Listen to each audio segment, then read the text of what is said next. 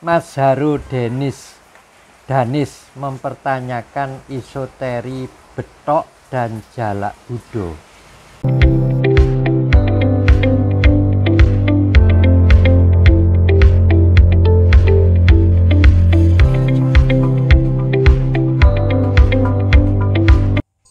Menurut aku, betok itu adalah pusaka-pusaka yang mempunyai pesi kotak, dan itu di era-era sebelum Mojopahit ya. Dan yang paling banyak kita jumpai itu betok brojol. Bentuknya masih sangat sederhana sekali, tanpa ricikan apa-apa, jadi masih polos. Dan ukurannya rata-rata sejengkal, dan kebetulan yang ini pesinya kotak, dan pada umumnya dikenal sebagai keris dukun bayi. Keris betok brojol ini diyakini bisa melancarkan atau mempermudah apa yang kita inginkan, termasuk tadi diantaranya mempermudah lahirnya bayi, dimana saat itu memang nggak seperti sekarang. Kalau susah lahir dengan mudah sekarang dengan operasi sesar, tapi waktu itu memang melahirkan itu istilahnya ya toh nyowo, kalau tidak tertolong nyawa ibunya maupun bayinya bisa meninggal.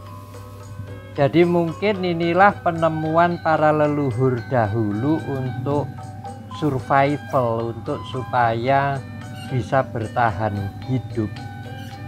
Termasuk juga beberapa pusaka yang kita kenal sekarang sebagai pusaka Kabudan, dan terbukti sekarang kita bisa ada dan masih hidup di dunia ini. Sedangkan pusaka-pusaka jalak Buddha itu secara eksoteri memang jauh lebih menarik dibandingkan dengan pusaka-pusaka brojol. Terkenal indah tapi juga maco. Pada era Kediri dan terakhir pada saat Singasari, itu perkembangan jalak Buddha demikian bagusnya, sehingga dari zaman dulu memang sudah menjadi koleksi para pecinta pusaka.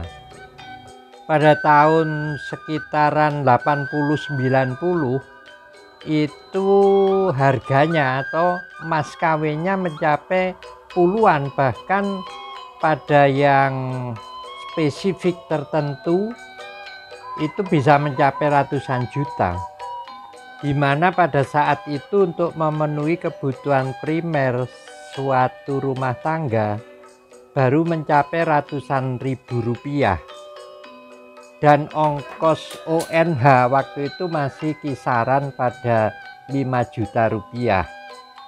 Makanya pada era-era itu banyak sekali kita jumpai replika-replika keris jalak Buddha untuk memenuhi keinginan kolektor-kolektor yang belum mampu untuk membeli keris dengan harga yang kira-kira sama dengan harga rumah atau mobil, atau kalau dipakai ONH bisa 4-5 kali.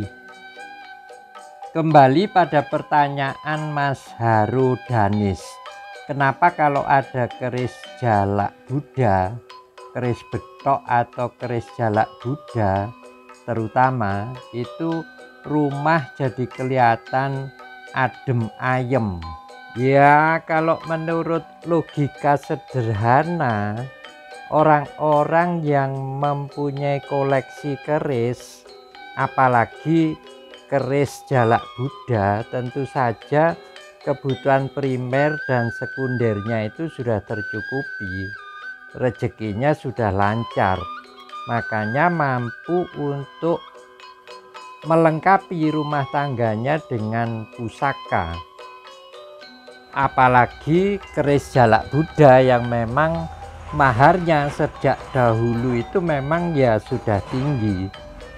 Ya, kalau sebuah rumah tangga kebutuhan primernya sudah cukup, makan, pakaian, tempat sudah punya, kemudian yang sekunder punya handphone, punya mobil, terus dilengkapi dengan kebutuhan tersier, ya tentu saja rumah tangga itu sudah seperti surga, home sweet home. Jadi ya rumahnya menjadi adem, semua kebutuhan sudah tercukupi. Jadi sang istri, anak tidak lagi protes kalau bapaknya merawat pusaka. Yaitu tadi karena kebutuhan rumah tangganya, kebutuhan primer dan sekundernya sudah tercukupi.